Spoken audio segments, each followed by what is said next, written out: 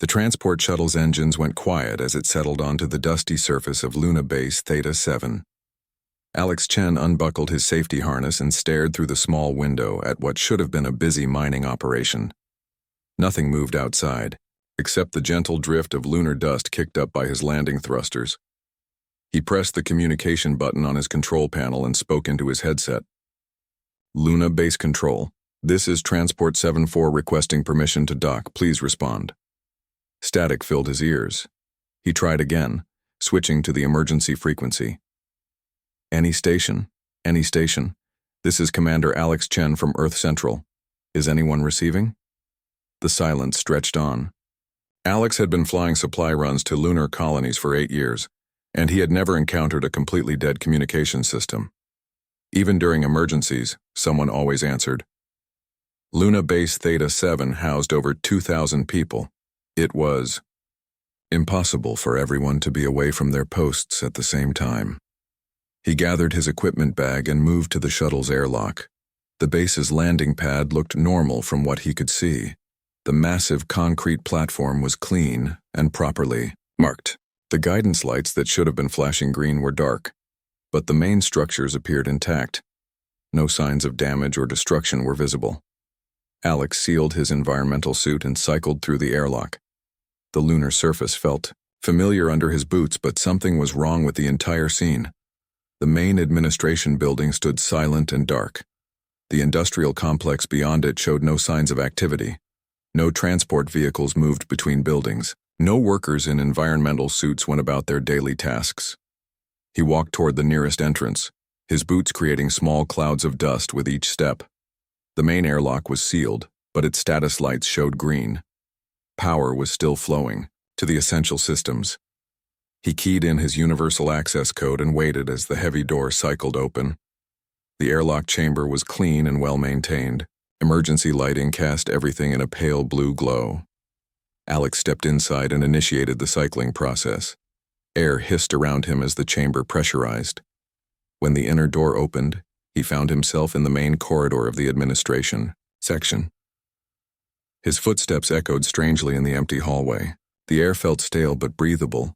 Emergency power kept the life support systems running, but all non-essential lighting was dark. Alex pulled out his portable scanner and checked the atmosphere readings. Oxygen levels were normal, though slightly. No toxic gases were detected. He made his way to the nearest residential section. The doors to individual quarters stood open, as if people had left in a normal manner. Inside the first room he checked, Alex found clothes scattered on the floor and personal items left on tables. A data pad lay open on the bed, its screen showing a half-finished message that read, "Tell Mom I'll call her next week when the comm array is fixed." The next room showed similar signs of sudden departure. Toiletries were missing from the bathroom, but furniture and larger belongings remained. It looked like people had packed quickly and left, taking only what they could carry. But where had they gone?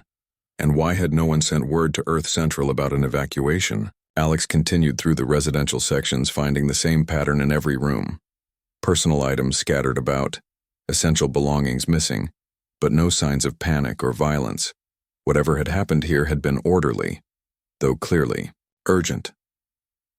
The cafeteria told a different story.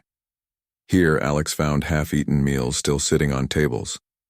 Cups of coffee had long since grown cold, leaving dark rings on the surfaces. A serving tray lay overturned near the food preparation area. Its contents spilled across the floor. This looked more like people had left in the middle of their daily activities. He moved on to the work areas and found more evidence of interrupted activities. Computer terminals were still logged in and displaying active work sessions. In the HFY geology lab, rock samples lay scattered across examination tables with analysis equipment still humming quietly. A microscope was focused on a sample of lunar soil, and nearby notes described unusual mineral formations found in the deep excavation sites. The command center offered the most clues. Multiple workstations were still active, their screens showing various monitoring systems. Alex sat down at the main communication console and began reviewing the automated logs. The system had been recording all activities and communications right up until 3 months ago. He scrolled through the entries, looking for anything unusual. Most of the logs were routine reports about mining operations, supply requests, and personal communications with Earth. But as he got closer to the final entries, the tone of the reports began to change. 2 weeks before the last log entry, the reports mentioned problems with the deep excavation equipment. Miners were reporting unusual readings from their drilling operations in Sector 7, the deepest part of the mining complex. The automated systems had detected a large hollow space beneath their current digging site. The final week of entries showed increasing excitement among the research staff. Dr. Sarah Mitchell, the base's chief scientist, had filed several reports about anomalous discoveries in the excavation area. Her last official communication mentioned that the mining team had broken through into a natural cavern system of unprecedented size. Alex leaned back in the chair and tried to piece together what he had learned. The colonists had discovered something unusual in their mining operations. They had investigated this discovery for several days. Then suddenly, all communication with Earth had stopped. The base had been abandoned but not destroyed. He stood up and gathered the data logs from the communication system. Whatever answers he needed were probably in that excavation site. The final entry in Dr. Mitchell's log had included coordinates for Sector 7 and a note that read, "Initial survey team reports the cavern extends beyond scanner range. Preliminary analysis suggests artificial construction, requesting additional equipment for extended investigation." Alex checked his environmental suit's power levels and life support. He had enough resources for several more hours of exploration. The excavation site was located about 2 kilometers from the main base, accessible through a network of maintenance tunnels that connected all the major installations. As he prepared to leave the command center, Alex noticed one final detail. That made him pause. The base's main computer was still running a continuous scan of the surrounding area.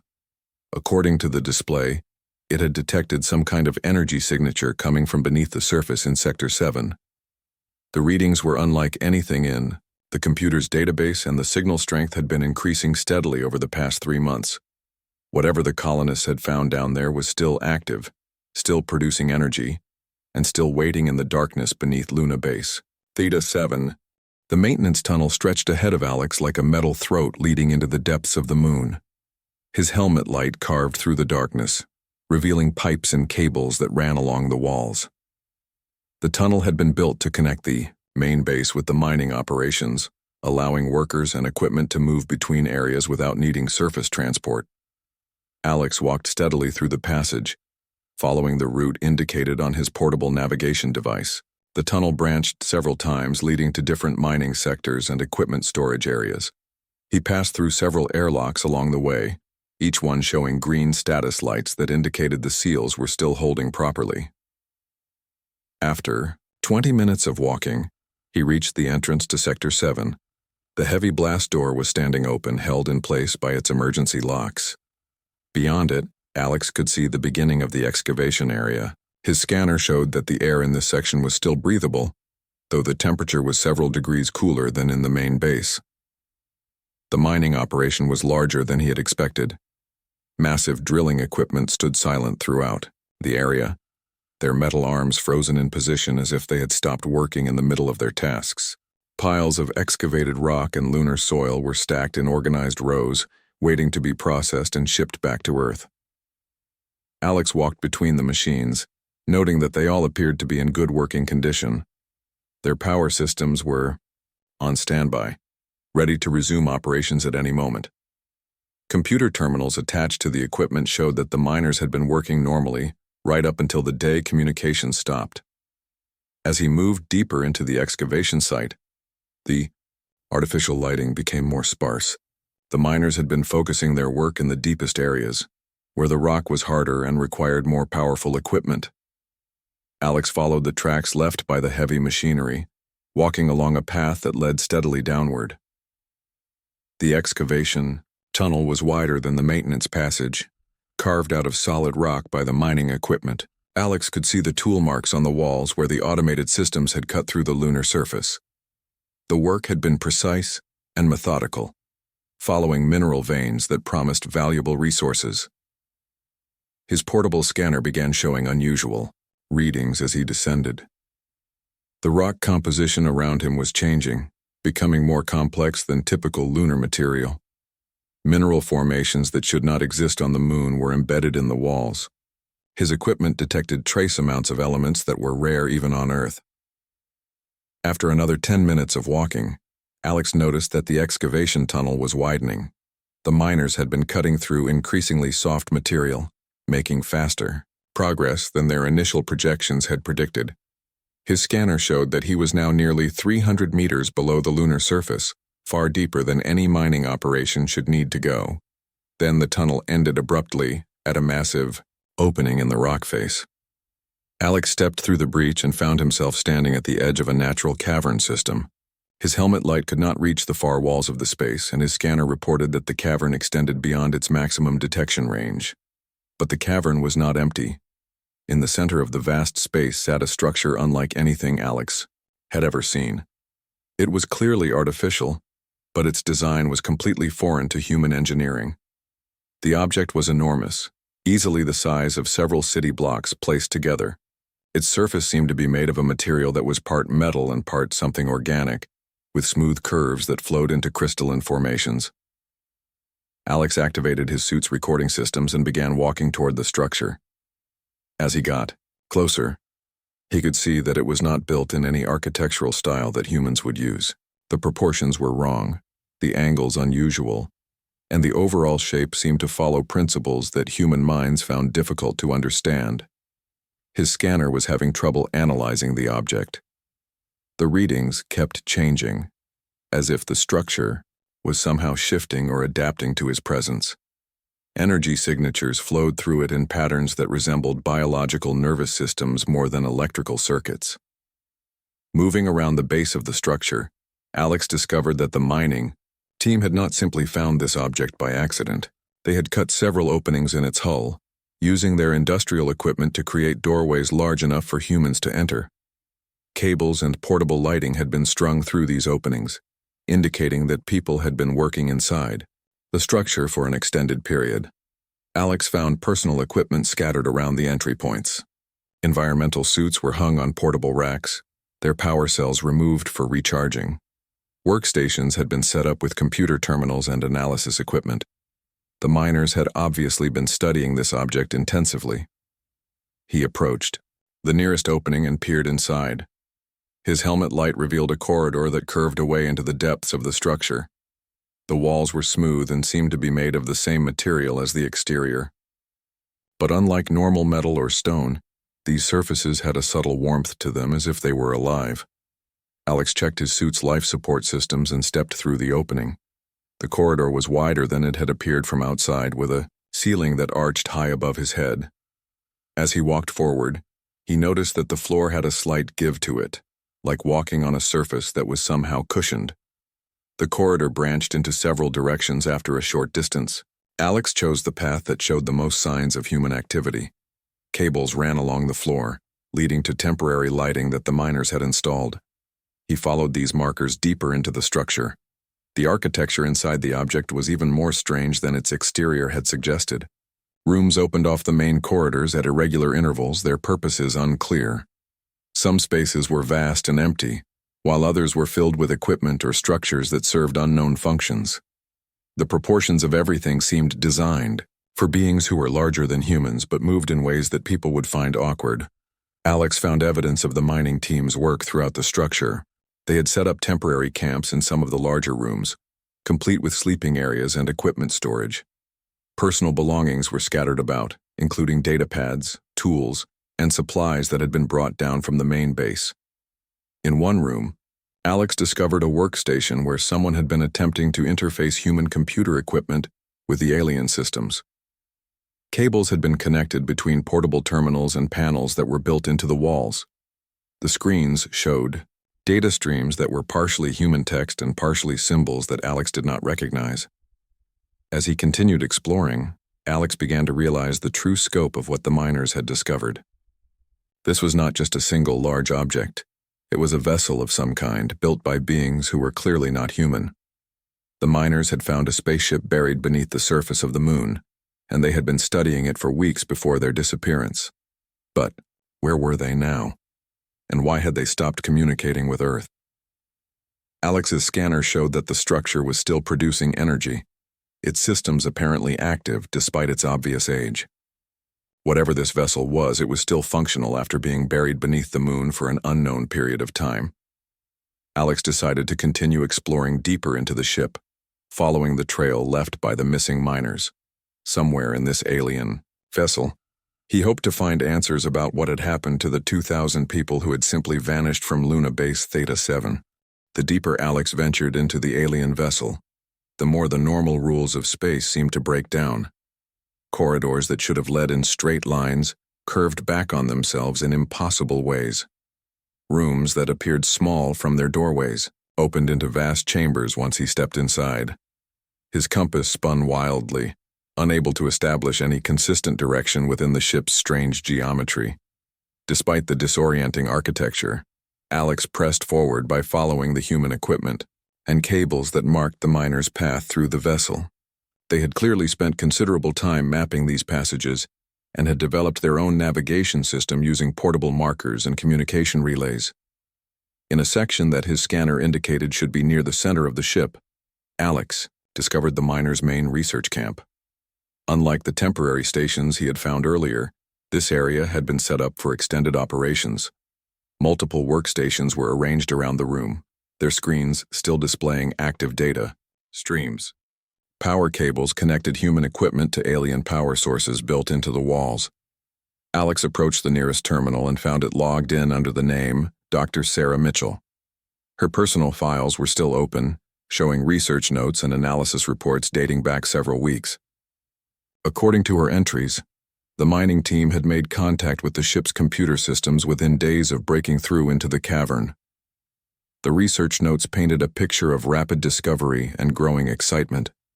The alien technology was not just functional, it was responsive to human interaction. The ship's systems had somehow learned to communicate with the human equipment, creating interfaces that allowed the miners to access vast databases of information. Alex scrolled through Dr. Mitchell's files and found video logs she had recorded during her investigation. In the first entries, she appeared calm and professional, reporting on their initial findings. The ship was clearly ancient, possibly thousands of years old, but its technology was far more advanced than anything humans had developed. As Alex continued reading, the tone of the research notes began to change. Dr. Mitchell wrote about the ship's ability to adapt its internal structure to accommodate human needs. Corridors that were initially too narrow for people to pass through comfortably had somehow widened themselves. Rooms had reconfigured their layouts to better suit human work patterns.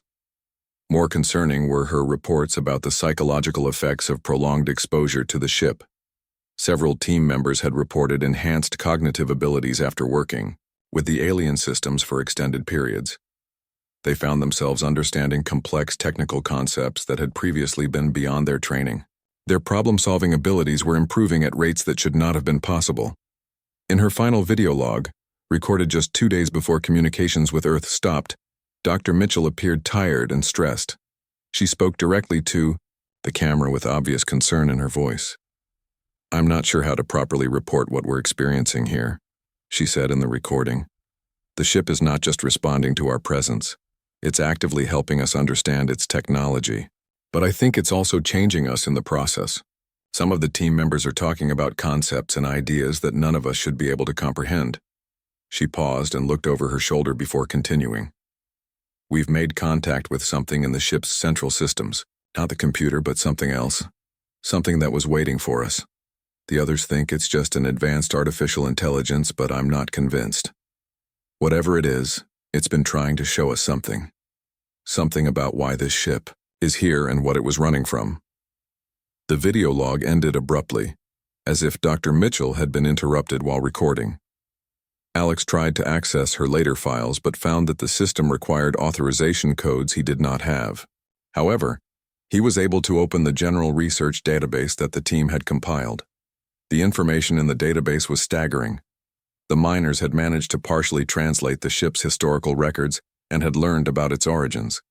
The vessel was not from Earth's solar system. It had traveled across vast distances of space as part of what appeared to be a refugee fleet.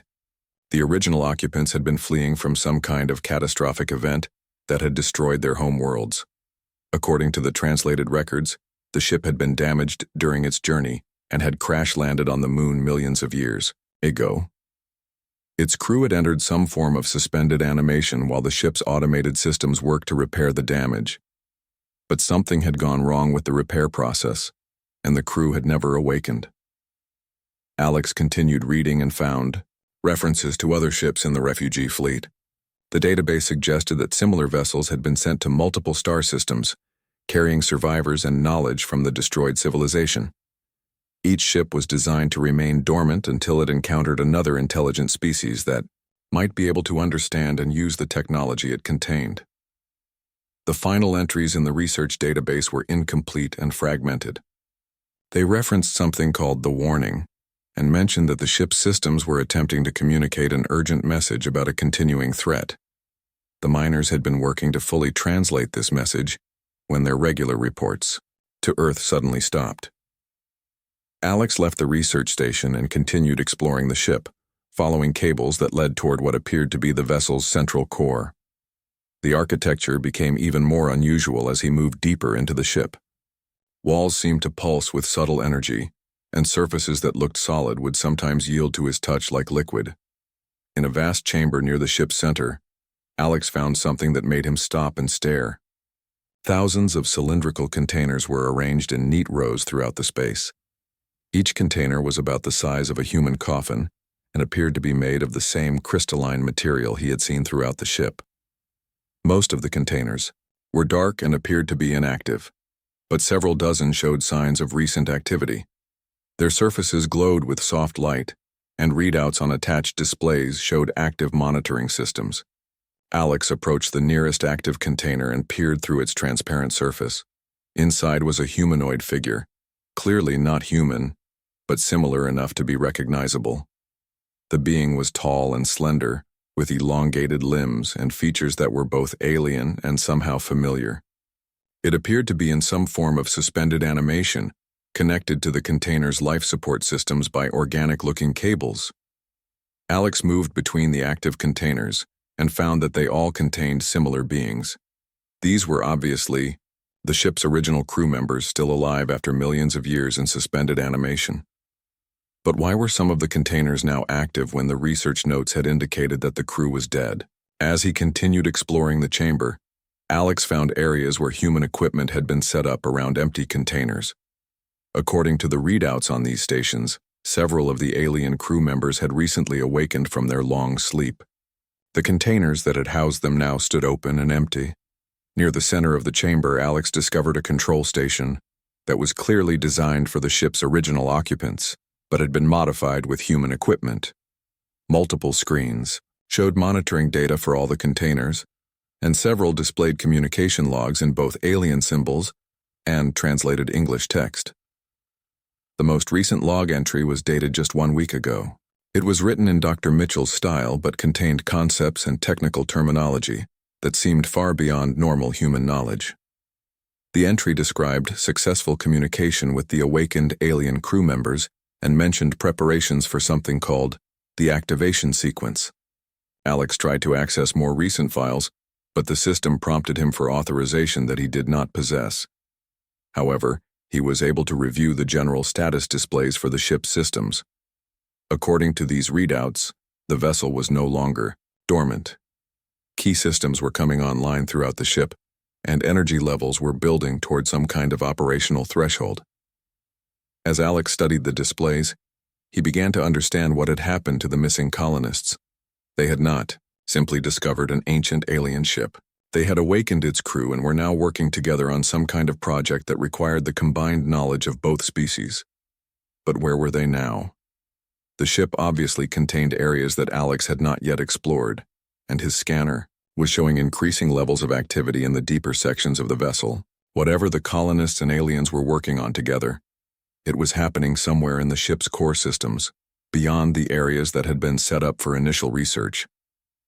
Alex gathered what data he could from the control station and prepared to continue his exploration. The answers he needed were deeper in the ship, in areas where human technology merged with alien systems that had been waiting millions of years for someone to discover their true purpose. Alex followed the energy readings deeper into the ship, moving through corridors that seemed to pulse with increasing activity. The walls around him had begun to emit a soft glow, and he could feel a subtle vibration through the soles of his boots. Whatever was happening in the ship's core systems was building toward something significant. The passages led him to a massive circular chamber that stretched far above his head.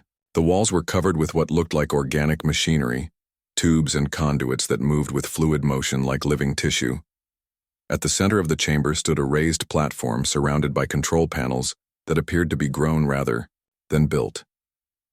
On the platform, Alex found Dr. Sarah Mitchell and 5 other colonists working alongside 3 tall, slender beings who were clearly not human. The aliens moved with graceful precision, their elongated fingers dancing across control surfaces that responded to their touch with cascades of light and color. Dr. Mitchell looked up as Alex approached, and he was startled by the change in her appearance. Her eyes held a depth of knowledge that seemed impossible for a human mind to contain. When she spoke, her voice carried undertones that resonated strangely in the alien chamber. "Commander Chen," she said, recognizing him despite never having met him before. "We knew someone would come looking for us eventually. The ship's sensors detected your arrival at the base several hours ago." Alex stopped at the edge of the platform, unsure how to respond. The Dr. Mitchell he was looking at was clearly still human, but something fundamental had changed about her. The same transformation was visible in the other colonists. They moved and spoke with a confidence and understanding that seemed beyond normal human capabilities. One of the alien beings approached Alex, moving with fluid grace that made human movement seem clumsy by comparison. When it spoke, the words formed directly in Alex's mind rather than reaching his ears as sound. "We are the Guardians," the being communicated. "We have waited here for 67 million of your years for a species capable of understanding our purpose. Your people have proven themselves worthy of our knowledge and our trust." Dr. Mitchell stepped forward to explain. "Commander, what we found here isn't just an ancient ship. It's an ark, designed to preserve not just the lives of its crew, but the entire accumulated knowledge of their civilization. They're the last survivors of a species that once spanned hundreds of star systems." She gestured toward the displays surrounding the platform, which showed star maps and data streams that Alex's enhanced perception could somehow partially understand. Their homeworlds were destroyed by something they call the Devourers, a species that doesn't just conquer other civilizations, it consumes them completely. Every trace of their culture, their knowledge, their very existence is absorbed and destroyed. The alien guardian continued the explanation, its thoughts flowing directly into Alex's consciousness. "We are not the only Ark ship. Hundreds were sent to different regions of the galaxy, each carrying survivors and the mission to warn other species about the coming threat. Most of our ships never reached their destinations. Those that did have remained hidden, waiting for civilizations advanced enough to understand and use our knowledge." Alex looked around at the transformed humans working with the alien technology. What happened to the rest of the colonists? There were 2,000 people at the base. Dr. Mitchell's expression grew serious. "They made a choice, Commander. When we learned what this ship really was and what was coming, we realized that conventional human technology would never be enough to protect Earth. The only way to give our species a fighting chance was to merge our consciousness with the ship's systems." She led Alex to one of the viewing panels, which displayed images of space around Earth's solar system. At first, the view appeared normal, but as Alex focused on the display, he began to see movement in the darkness between the planets, shapes that seemed to shift and change, moving with purpose toward the inner solar system. "The Devourers have found us," Dr. Mitchell said quietly. "Our activation of this ship's system sent out signals that they've been tracking across the galaxy. Their advanced scouts entered the solar system 3 days ago, and the main fleet will arrive within the week." The scale of the threat became clear as the display zoomed in on the approaching vessels. They were not built like human ships or even like the Guardian Ark. The Devourer craft seemed to be alive, growing and adapting as they moved through space. Their surfaces writhed with organic motion, and they left trails of consumed matter in their wake. Your military forces have engaged the scouts near Mars, one of the other transformed colonists reported. But conventional weapons have no effect. The Devourers absorb energy attacks and adapt to projectile weapons within minutes of first contact. Alex turned back to the Guardians, beginning to understand the full scope of what he had stumbled into. What can we do? If your people couldn't stop them with all their advanced technology, how can humans hope to survive? The lead Guardian approached. Alex, its alien features somehow conveying both sadness and determination. Our people fought the Devourers for 1,000 years before we finally understood our mistake. We tried to defeat them through superior technology and military might, but the Devourers learned from every encounter, absorbing not just the physical resources of their enemies, but their knowledge and capabilities as well. Dr. Mitchell continued the explanation. What we've learned by merging with the ship's systems is that the Devourers have a weakness. They're a collective consciousness, efficient and logical, but they lack the creativity and unpredictability that comes from individual thought. They can adapt to known threats, but they struggle with genuine innovation. She gestured to the work, stations around the chamber where humans and Guardians work together on complex projects that Alex could only partly comprehend. By combining human creativity with Guardian knowledge, we've developed approaches to combat that the Devourers have never encountered. Weapons and tactics that don't follow the logical patterns they expect. Alex watched as one of the colonists interfaced directly with the ship's systems, his consciousness expanding to encompass vast networks of information and control. The human mind, enhanced by Guardian technology, was processing data and generating solutions at rates that should have been impossible. The transformation isn't reversible, Dr. Mitchell said, noticing Alex's fascination with the process. Once we merge our consciousness with the ship's systems, we become something new. Still human in many ways, but enhanced beyond our original limitations. The implications of what she was describing began to sink in. You're asking me to give up my humanity to help fight these Devourers. Not give it up, the Guardian corrected, its thoughts gentle but firm. Transform it into something greater. Your species has potential that even we did not possess. Your minds are more adaptable, more creative, more willing to take risks than any we have encountered. Combined with our knowledge and technology, you could become something the Devourers cannot predict or counter. Alex looked around at the transformed colonists, seeing both the loss and the gain in their enhanced existence. They were no longer entirely human, but they had become something that might actually have a chance against an enemy that had destroyed an entire galactic civilization. Dr. Mitchell placed her hand on Alex's shoulder, and through that contact he felt a brief glimpse of what she had become. Her consciousness spanned the entire ship, connected to vast databases of knowledge and understanding that no single human mind should be able to contain. Yet at the core of that expanded awareness, he could still sense the essential humanity that made her who she was. The choice is yours, Commander, she said. But you need to decide quickly. The Devourer fleet will reach Earth in 6 days. If we're going to mount a defense, we need every advantage we can get. Alex stared out at the approaching threat, knowing that whatever decision he made would determine not just his own fate, but possibly the survival of the entire human species. Alex spent the next several hours learning about the true scope of the threat facing Earth. The Guardian ship's sensors provided a view of the Devourer fleet that human technology could never have detected. What appeared to be empty space between Mars and Jupiter was actually filled with hundreds of enemy vessels, each one larger than Earth's biggest space stations. The Devourers moved through space like a living organism, their ships connected by streams of energy that allowed them to share information and resources instantly. As Alex watched the displays, he saw them consume asteroids and space debris, breaking down the matter and incorporating it into their fleet. They were literally eating their way through the solar system.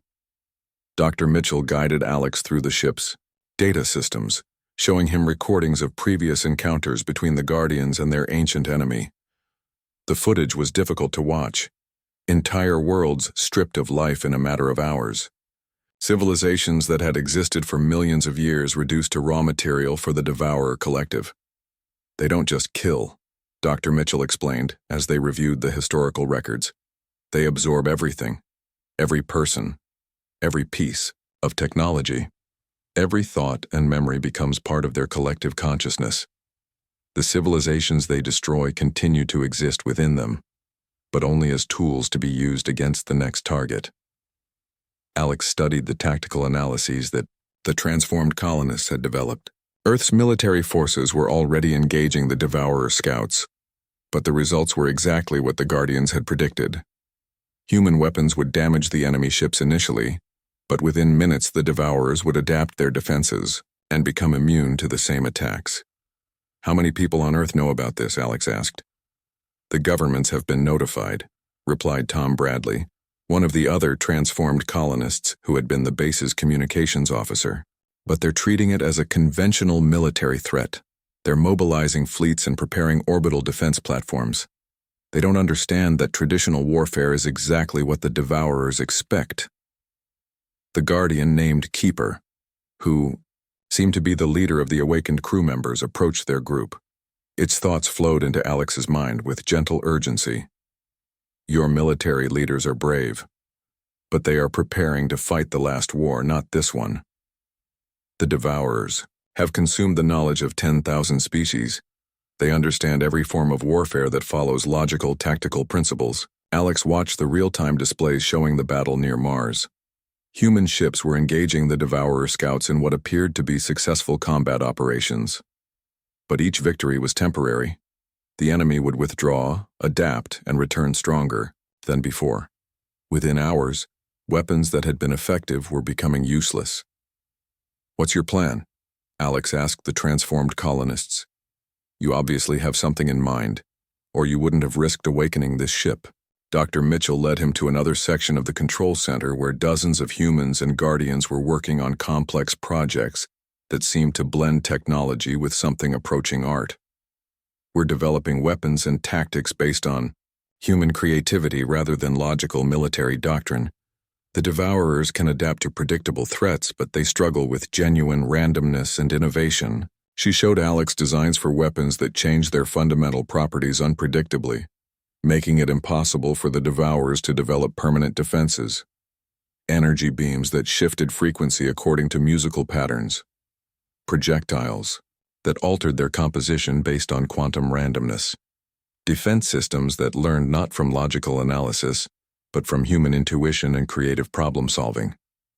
The key insight, explained Dr. Mitchell, is that the Devourer's strength is also their weakness. They're perfectly logical and efficient, which means they always choose the optimal response to any situation. But humans don't always make optimal choices. Sometimes we do things that make no logical sense, and that unpredictability is something the Devourers can't counter. Alex examined the tactical plans they had developed. Instead of trying to defeat the Devourer fleet through superior firepower, they intended to confuse and disorient the enemy by using strategies that violated basic military logic. Ships that would retreat when they should advance, weapons that would deliberately miss their targets to achieve unexpected effects, defenses that would appear to fail in order to set up devastating counterattacks. It sounds insane, Alex admitted. Exactly, said Tom Bradley with a grin that was both human and something more. Sanity is predictable, insanity is not. We're going to defend Earth by fighting a war that makes no sense to a logical enemy. But the plans required resources that the Guardian ship alone could not provide. The vessel was massive and its technology was incredibly advanced, but it was still just one ship facing an entire fleet. The colonists had been working on a solution to that problem as well, but it required something that Alex found even more difficult to accept than the transformation they had already undergone. We need to connect every human mind on Earth to the ship's systems, Dr. Mitchell explained. Not permanently, like what we've done, but temporarily, long enough to create a collective human consciousness that can operate all of our defensive systems simultaneously. The technical requirements were staggering. They would need to broadcast the ship's neural interface technology to every person on the planet, allowing billions of human minds to temporarily merge into a single coordinated intelligence. The process would be safe, but the psychological effects on the human population would be unprecedented. Imagine every person on Earth suddenly being able to access the knowledge and creativity of every other person, Dr. Mitchell continued. Artists working with scientists, children's imagination combined with adult expertise, intuitive insights merged with logical analysis. For a few hours, humanity would become something the universe has never seen before. Alex understood the implications immediately. The Devourers would have no way to predict or counter a collective intelligence based on human creativity and unpredictability. More than that, added Keeper, its thoughts carrying undertones of something that might have been hope. Your species would demonstrate evolutionary potential that could change the balance of power in this galaxy. The Devourers have consumed civilizations that were more advanced than current human technology, but none that possessed your adaptability and creative spirit. The plan was ambitious to the point of being impossible, but Alex could see that it was also the only approach that offered any real hope of success. Conventional military defense would fail, just as it had failed for every other species the Devourers had encountered. Only by becoming something unprecedented could humanity hope to survive. What do you need me to do? Alex asked. Dr. Mitchell smiled, and for a moment he could see the scientist she had been before her transformation. We need you to return to Earth and convince the governments to allow us to implement the neural broadcast. They need to understand that this isn't just about military cooperation. We're asking every person on the planet to trust us with their consciousness for several hours.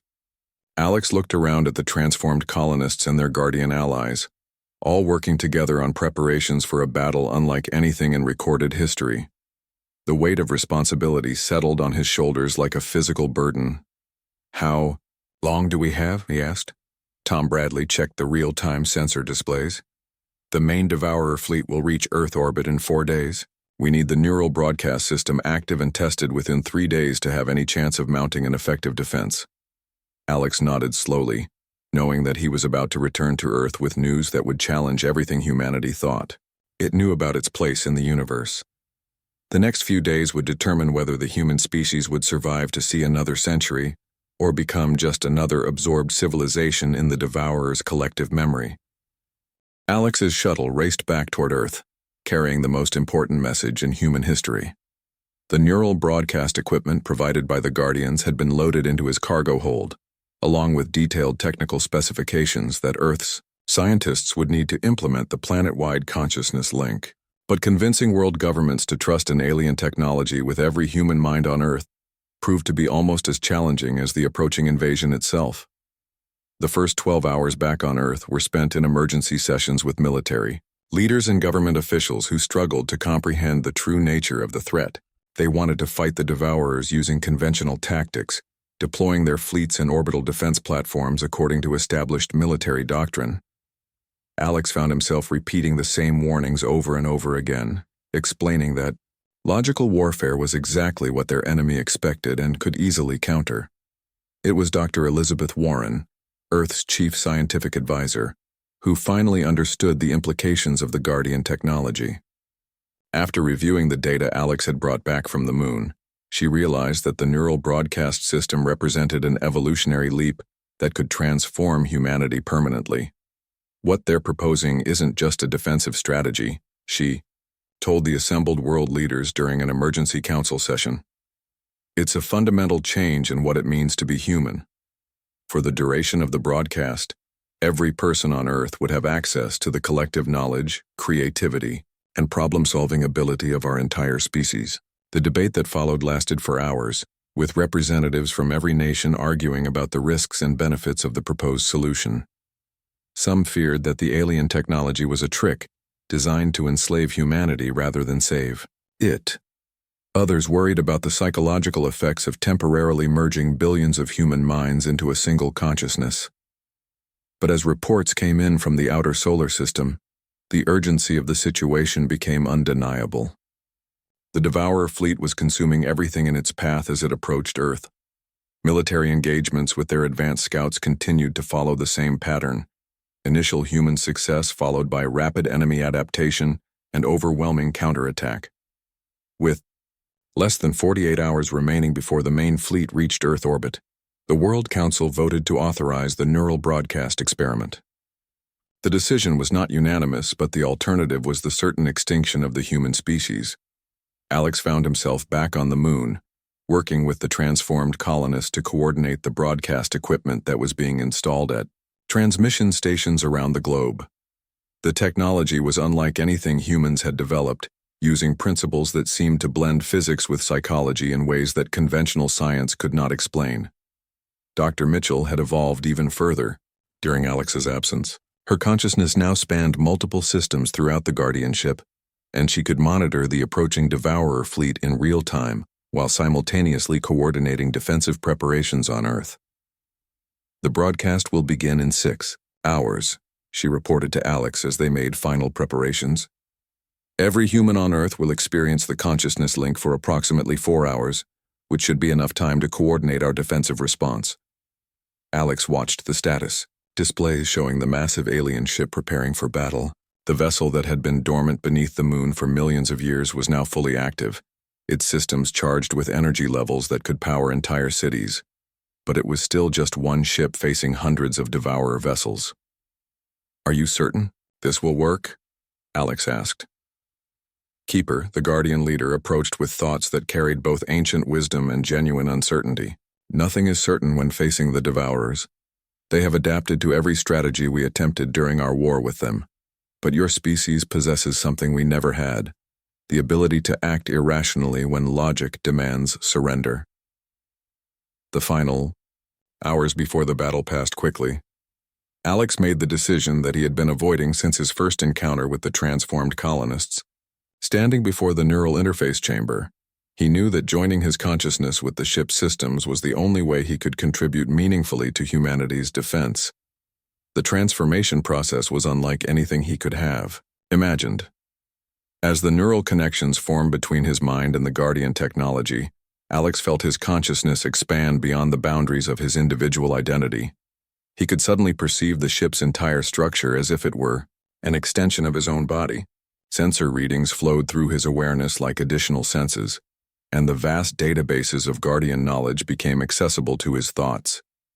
But even more remarkable was his connection to the other transformed humans.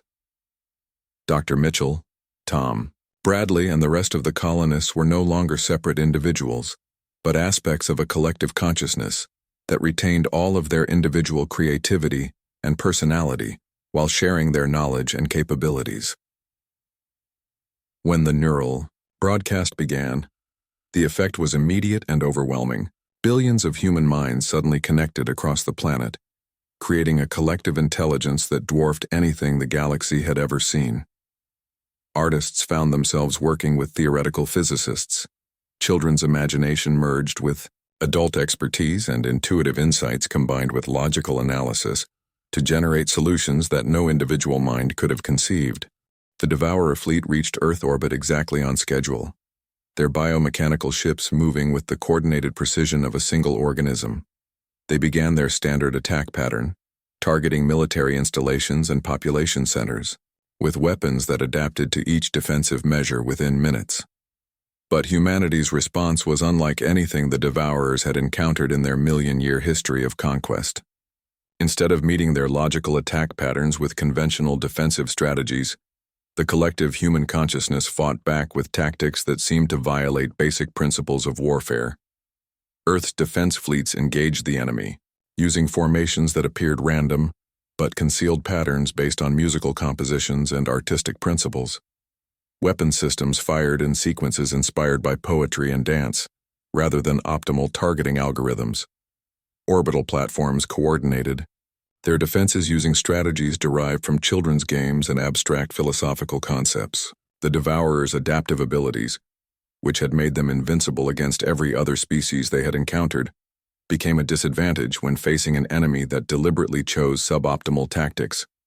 Their collective intelligence could not predict or counter strategies that were based on creativity rather than logic. Alex, his consciousness merged with the Guardianship systems, found himself coordinating attacks that combined human intuition with alien technology in ways that neither species could have achieved alone. The ship's weapon systems, designed by logical Guardian minds, were now directed by human creativity that found innovative applications the original designers had never imagined. The battle raged for hours, with the collective human consciousness adapting its tactics faster than the Devourers could counter them. Individual human minds contributed specialized knowledge and creative insights, while the neural broadcast system coordinated their efforts into unified actions that spanned the entire planet. As the tide of battle turned in humanity's favor, something unprecedented happened. The Devourer Collective, faced with an enemy that consistently violated their understanding of logical behavior, began to experience something they had never encountered before: uncertainty. Their perfect coordination started to break down as they struggled to process strategies that made no sense according to their accumulated knowledge of warfare. In the final phase of the battle, the collective human consciousness achieved something that even the Guardians had thought impossible. Instead of simply defeating the Devourer fleet, they managed to communicate with the alien collective in ways that forced it to confront its own limitations. The message that humanity broadcast to the Devourers was not a threat or a demand for surrender. Instead, it was an invitation to experience the creative chaos that made human consciousness unique. For a brief moment, the rigid logical structure of the Devourer Collective was exposed to the beautiful irrationality of human thought. The effect was transformational. Faced with concepts and ideas that their logical minds could not process or absorb, the Devourers found themselves unable to continue their pattern of consumption and expansion. They had encountered something that they could not understand, adapt to, or overcome. The Devourer fleet withdrew from Earth orbit, not in defeat, but in confusion. Their collective consciousness had been fundamentally altered by its encounter with humanity, and they needed time to process experiences that challenged everything they thought they knew about the universe. As the neural broadcast ended and individual human consciousness returned to normal, Alex found himself changed by the experience. He remained connected to the Guardianship systems, but he retained his essential humanity along with an expanded understanding of what his species could become. Dr. Mitchell, still transformed but more recognizably human than before, approached Alex in the ship's central chamber. "What we've accomplished here is just the beginning," she said. "We've shown that humanity can evolve beyond its current limitations while retaining the creativity and unpredictability that makes us unique." Alex looked out at Earth through the ship's sensors, seeing his homeworld with enhanced perception that revealed both its beauty and its potential. The human species had survived its first encounter with a galactic-level threat, but more importantly, it had discovered that its greatest strength lay not in superior technology or military might, but in the chaotic creativity that emerged when individual minds worked together toward a common goal. The Guardian ship began its journey away from the moon, no longer a hidden relic of a dead civilization, but an active part of humanity's expansion into the wider galaxy. Alex and the transformed colonists would serve as ambassadors and protectors, carrying human creativity to other worlds while helping Earth prepare for whatever challenges the universe might present. Humanity had not just survived its encounter with the Devourers, it had evolved into something new, something that combined the best aspects of individual creativity with collective capability. The species that had once been confined to a single planet was now ready to take its place among the stars, not as conquerors or destroyers, but as creators and innovators who could bring positive change to a galaxy that had forgotten what those concepts meant.